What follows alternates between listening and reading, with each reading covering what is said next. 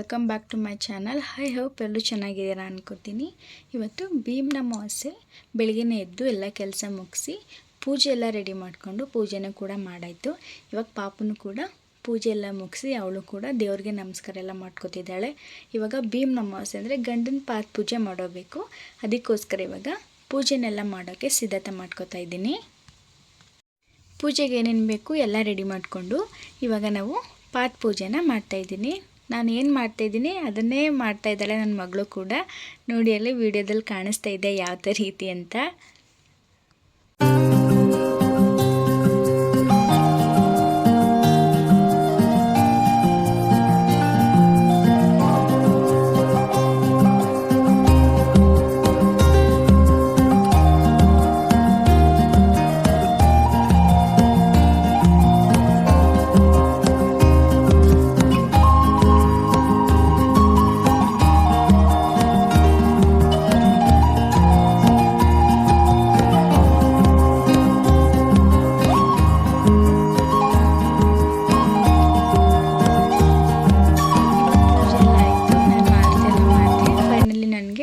₹2000 ಕೊಟ್ಟರು.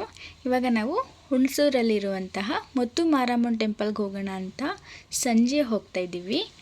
ತುಂಬ ಚೆನ್ನಾಗಿದೆ ಟೆಂಪಲ್, ಮಾತ್ರ ಅಷ್ಟೇ ಪೀಸ್ಫುಲ್ ಆಗಿದೆ.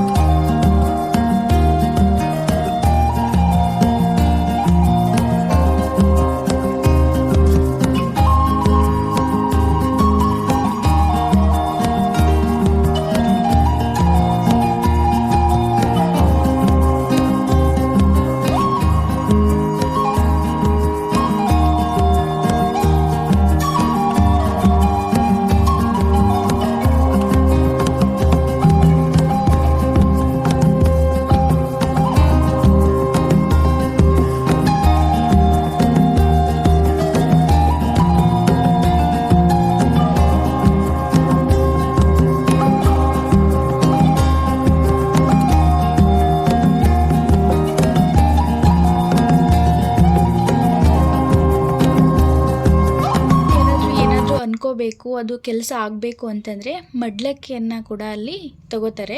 ನಾವೇನಾದರೂ ಹರಕೆನ ಮಾಡ್ಕೊಂಡಿದ್ರೆ ಮಂಗಳವಾರ ಶುಕ್ರವಾರ ಹೋಗಿ ಆ ಮಡ್ಲಕ್ಕಿ ಏನಿರುತ್ತೆ ಅದನ್ನು ಹರಕೆ ಥರ ತೀರಿಸ್ಬಿಟ್ಟು ಕೂಡ ಬರ್ಬೋದು.